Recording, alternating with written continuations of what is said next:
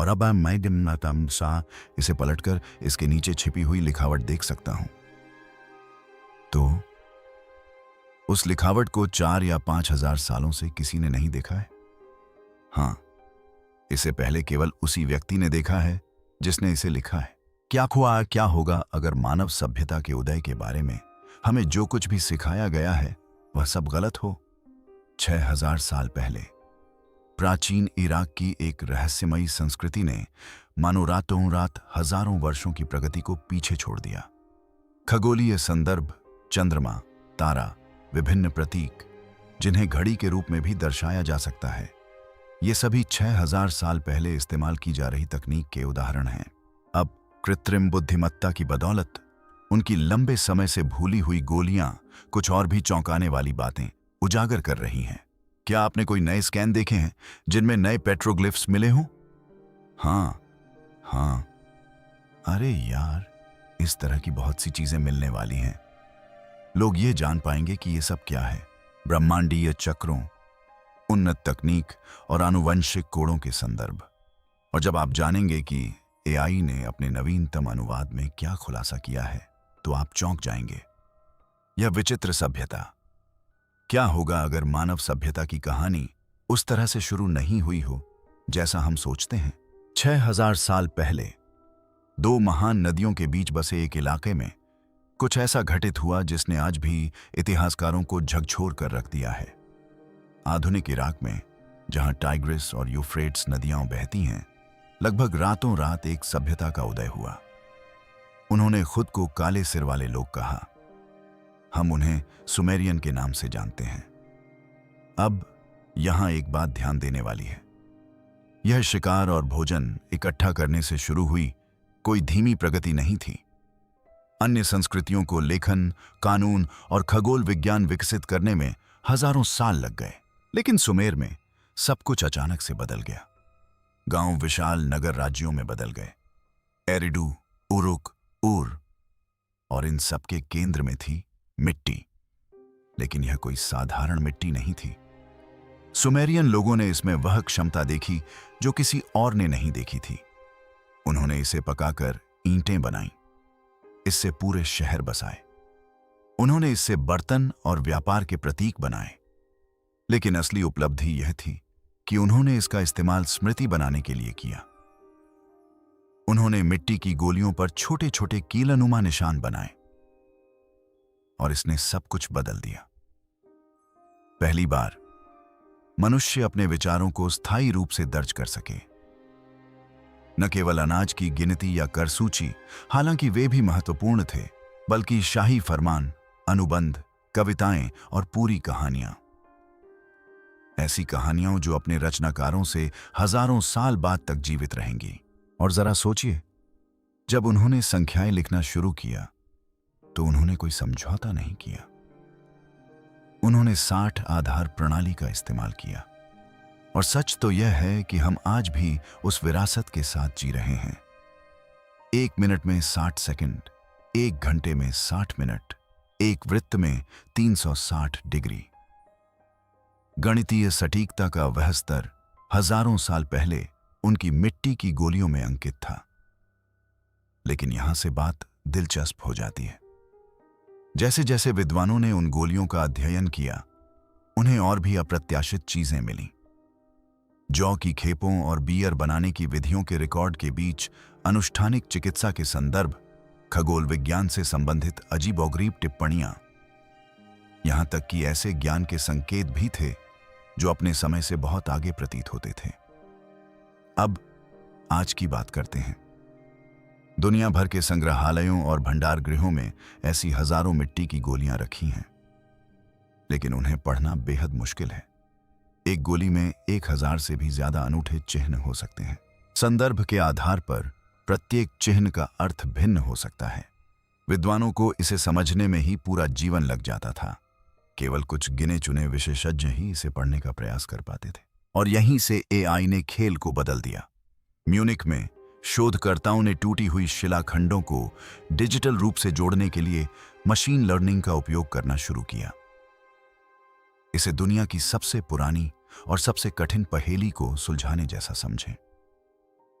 शुरुआत में एआई केवल टुकड़ों का मिलान कर सकता था, लेकिन इसने तेजी से सीखा।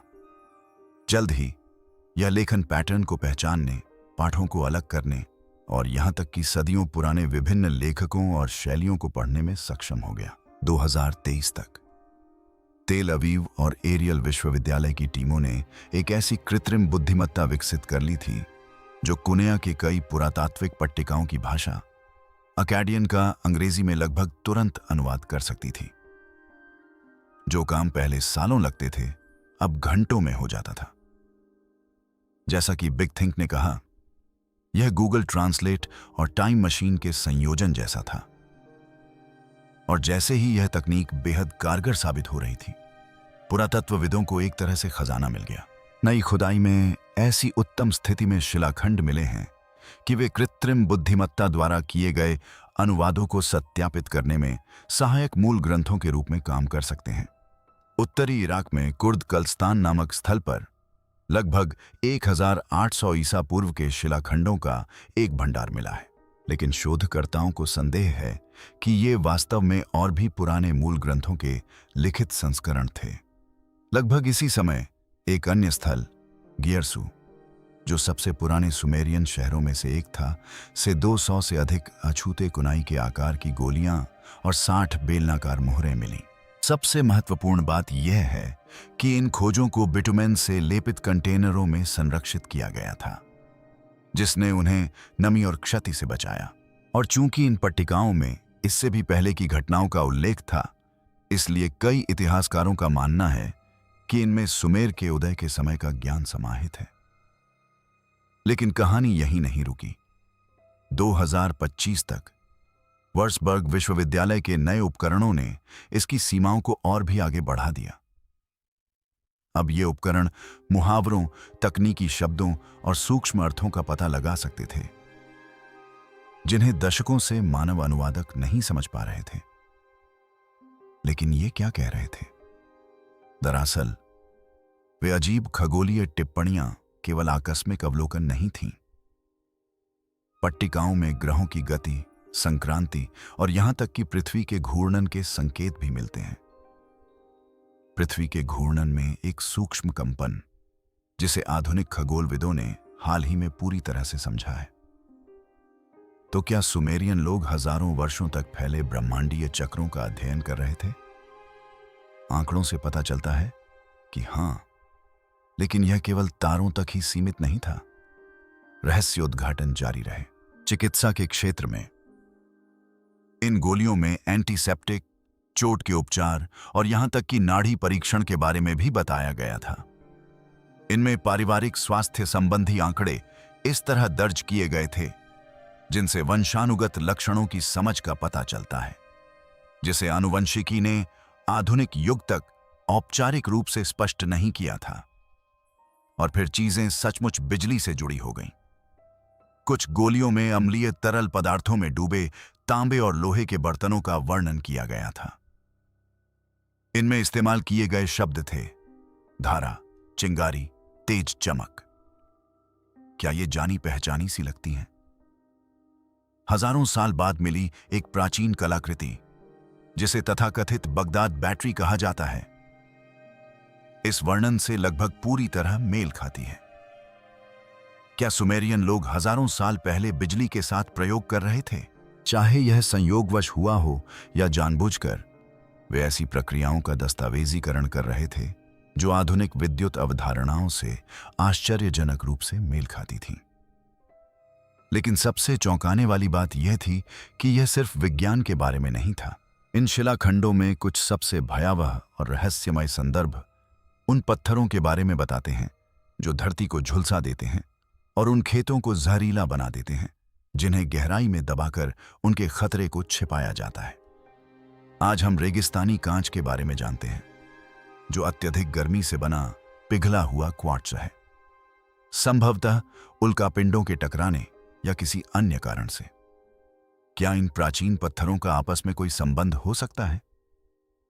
कुछ शोधकर्ताओं का मानना है कि हां, अन्य लोग खोई हुई तकनीकों या हथियारों की बात करते हैं जिनकी आसानी से व्याख्या नहीं की जा सकती। और यहीं से मिथक का पहलू सामने आता है। अनुन्नाकी, आपने शायद यह नाम पहले भी सुना होगा। प्राचीन समरियन पौराणिक कथाओं में वे ब्रह्मांडीय न्यायाधीश आध्यात्मिक प्राणी थे, लेकिन जिकारिया सिचिन द्वारा लोकप्रिय आधुनिक सिद्धांतों में वे प्राचीन अंतरिक्ष यात्री बन जाते हैं। सिचिन के अनुसार अनुन्नाकी 4 लाख साल पहले निबिरू नामक एक दूरस्थ ग्रह से आए थे। उनका मिशन पृथ्वी का सोना निकालना था, और ऐसा करने के लिए उन्होंने कथित तौर पर आनुवंशिक हेरफेर के माध्यम से मनुष्यों को श्रम शक्ति के रूप में विकसित किया। शायद यह अटपटा लगे, लेकिन बात यह है, कृत्रिम बुद्धिमत्ता AI पौराणिक ग्रंथों में छिपी अजीब तकनीकी भाषा को समझने लगी है। ऊर्जा पात्रों, दिव्य संहिताओं, सांस लेने योग्य हवा वाले सीलबंद कक्षों के संदर्भ, ऐसे शब्द जो कुछ हद तक जटिल लगते हैं और जिन्हें पूरी तरह से खारिज करना मुश्किल है। लेकिन चलिए इसे अभी कुछ देर के लिए छोड़ देते हैं। हम इस पर जल्द ही चर्चा करेंगे। और वे शब्द जिन्हें कभी दिव्य नौकाओं या उड़ने वाले रथों का प्रतीक माना जाता था, अब वायु प्रवाह प्रणालियों, सीलबंद केबिनों, सुरक्षात्मक आवरणों जैसे विवरण प्रकट कर रहे हैं। क्या हम प्राचीन प्रौद्योगिकी के विकृत विवरण पढ़ रहे हैं? AI जितना अधिक अनुवाद करती है, यह रेखा उतनी ही धुंधली होती जाती है। इससे पहले कि हम और गहराई में जाएं, यदि आपने अभी तक सब्सक्राइब और लाइक बटन नहीं दबाया है तो जल्दी से दबा दें। आगे बढ़ने से पहले अपना प्यार दिखाएं। मानव जाति की उत्पत्ति। लेकिन सुमेर की कहानी सिर्फ तारों और उड़ने वाले रथों के बारे में नहीं है, यह हमारे बारे में है। और उनकी शिलाबंध मानव उत्पत्ति के बारे में दबे स्वर में नहीं कहती, बल्कि जोर जोर से कहती हैं। अत्रासुस और अरेरिदु जेनेसिस जैसे ग्रंथ सीधे सीधे कहते हैं कि मानवता का सृजन संयोग से या प्रकृति के कारण नहीं, बल्कि सुनियोजित तरीके से हुआ था। तो आइए इस कहानी को समझते हैं। इन ग्रंथों के अनुसार स्वर्ग में एक बड़ा विद्रोह हुआ था। एगी नामक छोटे देवता शारीरिक श्रम करते करते थक गए थे। जब उन्होंने अंततः विद्रोह किया तो उच्च देवताओं अनुन्नाकी को तुरंत नए देवताओं की आवश्यकता हुई। उनका समाधान था एक नया प्राणी बनाना जो आदेशों का पालन कर सके और कठिन परिश्रम संभाल सके। और उन्होंने यह कैसे किया? ग्रंथों के अनुसार उन्होंने मिट्टी और जिसे वे दिव्य सार कहते थे, उससे एक मनुष्य का निर्माण किया। और उन्होंने इस पहले मनुष्य को आदमू नाम दिया। क्या ये जानी पहचानी सी बात लग रही है? जी हां, आप अकेले नहीं हैं। बाद के धार्मिक ग्रंथों से इसकी समानताएं साफ तौर पर देखी जा सकती हैं। लेकिन सबसे अजीब बात तो ये है ही नहीं।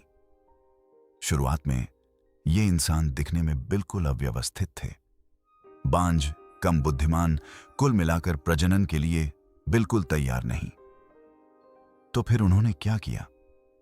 उन्होंने इनमें बार बार सुधार किए, जब तक कि आखिरकार उन्हें सही इंसान नहीं मिल गया।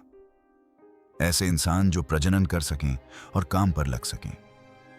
अब यहीं से ये कहानी थोड़ी कम मिथक जैसी और ज्यादा किसी प्रयोगशाला परियोजना जैसी या वियोजना जैसी लगने लगती है।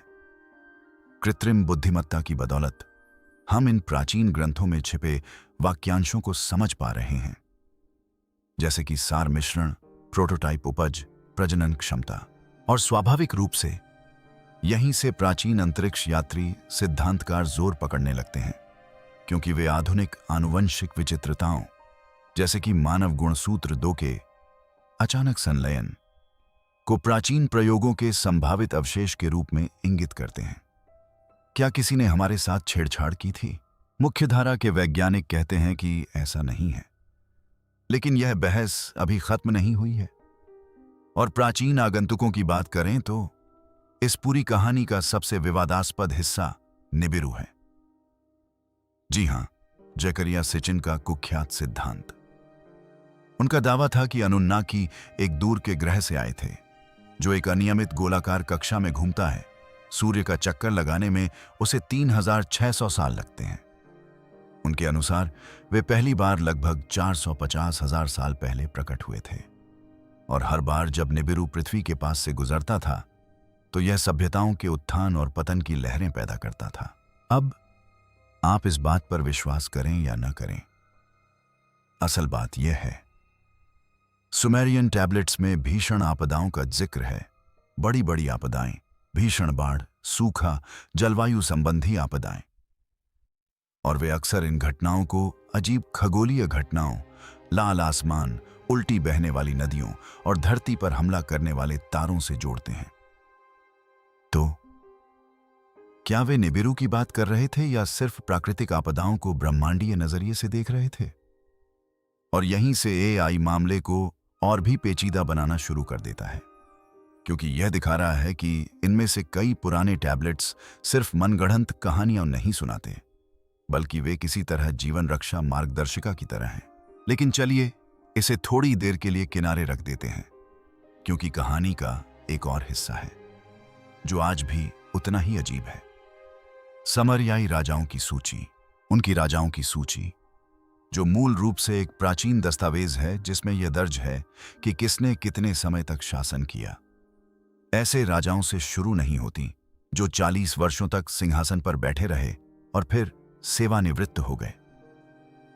नहीं, पहले राजा अलुलिम का शासनकाल कथित तौर पर 28,800 वर्षों तक चला। अगले राजा दुमुजिद का शासनकाल 36,000 वर्षों तक चला। अब सूची में आगे बढ़ते हैं और देखते हैं कि बाद के राजाओं ने अधिक तर्कसंगत अवधि तक शासन किया, हजारों वर्षों के बजाय सैकड़ों वर्षों तक। लेकिन यह भी पूरी तरह से सामान्य नहीं है। मुख्यधारा के विद्वान बेशक कहते हैं कि ये केवल प्रतीकात्मक संख्याएं हैं। इनका उद्देश्य दैवीय सत्ता को दर्शाना है।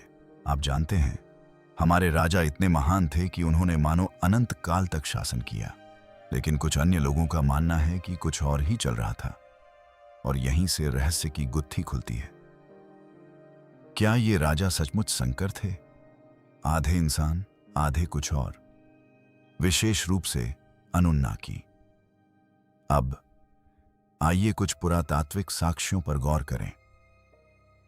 रानी पुआबी के मकबरे में लगभग 2600 ईसा पूर्व का एक मकबरा है, और जब उन्होंने इसे खोला तो उन्हें एक ऐसी खोपड़ी मिली जो सामान्य से बिल्कुल मेल नहीं खाती थी।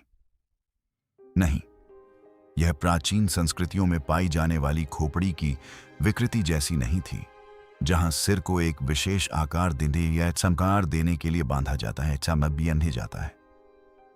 यह खोपड़ी स्वाभाविक रूप से लंबी थी, ऐसा नहीं होना चाहिए। और पास ही 7 फीट से अधिक ऊंचे कंकाल के अवशेष मिले, जो समरियन आबादी में अत्यंत दुर्लभ है। मेरा मतलब है, आज भी यह दुर्लभ है। तो क्या ये केवल आनुवंशिक विसंगतियां थीं, या ये किसी और चीज के भौतिक प्रमाण थे? अब यहीं से प्राचीन ग्रंथ और भी विचित्र हो जाते हैं। सुमेरियन लोग रक्त की शुद्धता को लेकर बेहद सजग थे। वे बार बार अनु के वंश की बात करते हैं, और वे केवल कविताएं ही नहीं लिख रहे थे। इन लोगों के यहां वंशवादी विवाह, कठोर रीति रिवाज और कानून थे, जो एक विशिष्ट वंश को संरक्षित करने के लिए बनाए गए थे, और यह केवल उन्हीं तक सीमित नहीं था। यह विचार प्राचीन विश्व में हर जगह मिलता है।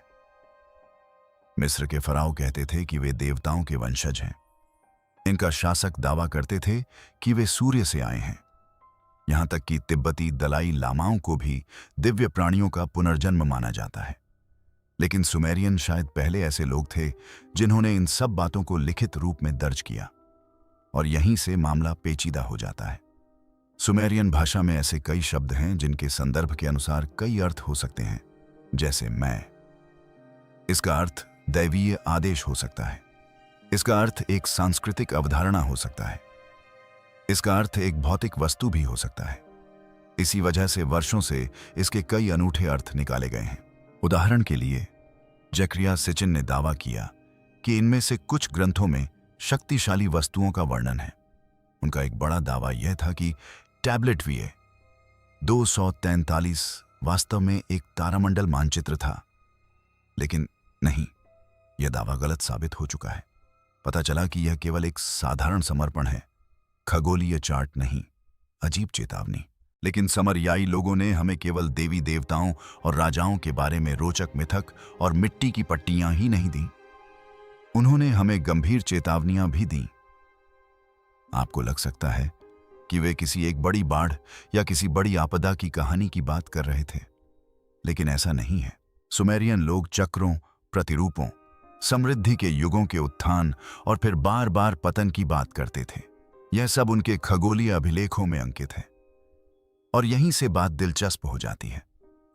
कृत्रिम बुद्धिमत्ता अब इन प्राचीन प्रतिरूपों को वास्तविक दुनिया की उन जलवायु आपदाओं से जोड़ रही है जिनके बारे में हम पहले से जानते हैं।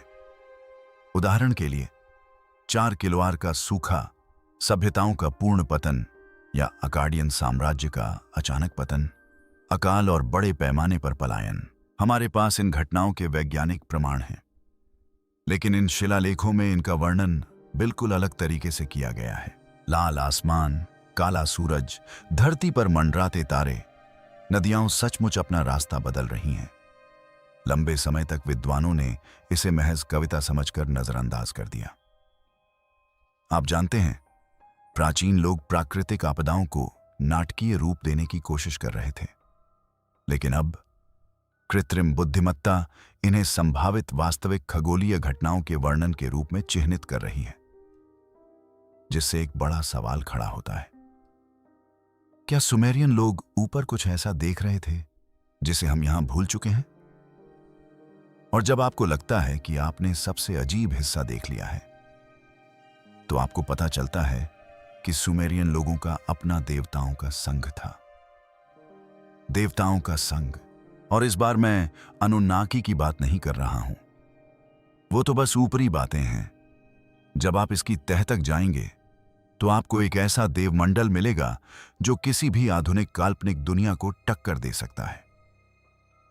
मतलब, उनके पास तूफान, उपचार, चंद्रमा, लेखकों, यहां तक कि विशिष्ट हवाओं के भी देवता थे। और ये तो बस वे हैं जिनके बारे में हमें पता है। तो चलिए सबसे बड़े देवता एनलिल से शुरू करते हैं। ये सिर्फ हवा के देवता नहीं थे, इन्होंने सचमुच स्वर्ग को धरती से अलग किया था। इनकी कहानी यहीं से शुरू होती है। और जरा सोचिए, एनलिल इतने पवित्र थे कि दूसरे देवता भी उनकी ओर देखने की हिम्मत नहीं करते थे। वे निपुर में स्थित एकुर नामक एक विशाल मंदिर से शासन करते थे, और कृषि से लेकर राजशाही और स्वयं अस्तित्व के नियमों तक सब कुछ उन्हीं के नियंत्रण में था। हम यहां दिव्य कार्यकारी शक्ति की बात कर रहे हैं। एनकी, वो तो छल कपट का देवता था, मीठे पानी, ज्ञान और सृजन का देवता। एक ऐसा ब्रह्मांडीय इंजीनियर जिसे आप अपने साथ रखना चाहेंगे। उसकी कहानी है कि उसने अपने पिता को हराया, दुनिया को नया रूप दिया, और माना जाता है कि उसने मनुष्यों को बुद्धि और जादू की शक्ति दी। वो असल में प्राचीन काल का एक प्रतिभाशाली आविष्कारक था। और एक दिलचस्प बात यह है कि उसकी बहन गटुमद उपचार और उर्वरता की देवी थी। आज तो वो इतनी प्रसिद्ध नहीं है, लेकिन उस समय प्रसव और स्वास्थ्य संबंधी अनुष्ठानों में उसकी पूजा की जाती थी। एक ऐसी शक्ति जो अक्सर दिखावटी मिथकों के साये में दब जाती है। फिर कहानी में रोमांच आता है। इनाना, जिसे बाद में इश्तारा के नाम से जाना गया, का आगमन होता है। यह देवी प्रेम, युद्ध, राजनीतिक सत्ता और निर्भीक महत्वाकांक्षा की प्रतीक थी। उसका प्रतीक 8 कोनों वाला तारा था, और उससे जुड़े मिथक बेहद रहस्यमय थे। एक कथा के अनुसार वह अपनी बहन के राज्य पर अधिकार करने के लिए पाताल लोक में उतरती है। अंत में उसे एक कील पर लटकाकर मार डाला जाता है, और उसे अपने पति के जीवन का बलिदान देकर ही पुनर्जीवित किया जाता है। कुछ विद्वानों का मानना है कि यह पूरी कहानी ऋतुओं के चक्र, मृत्यु और शीत ऋतु, पुनर्जन्म और वसंत ऋतु की व्याख्या करने का एक प्रारंभिक तरीका थी। लेकिन बात यहीं खत्म नहीं होती। उतु, जिसे शमाश भी कहा जाता है, सूर्य देवता थे, जिनका जन्म नाना और निंगल से हुआ था। वे केवल प्रकाश के देवता नहीं थे, वे न्याय और कानून के देवता थे और हर दिन आकाश में यात्रा करते हुए सत्य को प्रकाशित करते थे। और उनकी बहन नाना चंद्र देवी इतनी पूजनीय थीं कि इतिहास के पहले ज्ञात लेखकों में से एक थीं, और हेदुआना उनके संप्रदाय की एक प्रमुख पुजारिन थीं। लिखित इतिहास में दर्ज पहली लेखिका एक महिला थीं, जिन्होंने चंद्र देवी के लिए भजन लिखे थे। यह अविश्वसनीय है और मिथकों में छिपी हुई हैं निन्मा। उसके बारे में शायद ही कोई बात करता है, लेकिन वह एनेलिल की लेखिका, देवताओं की पुस्तकालय अध्यक्ष, मानव जाति की रचना में दाईं और एक चिकित्सक थी। जरा सोचिए, एक देवी जो मूलतः ब्रह्मांडीय ज्ञान की रक्षक थी। निश्चित रूप से इसे और अधिक सम्मान मिलना चाहिए। अब बात और भी गहरी हो जाती है। आकाश पिता को परम पूर्वज माना जाता था, जिन्हें कभी कभी आकाशीय बैल के रूप में दर्शाया जाता था।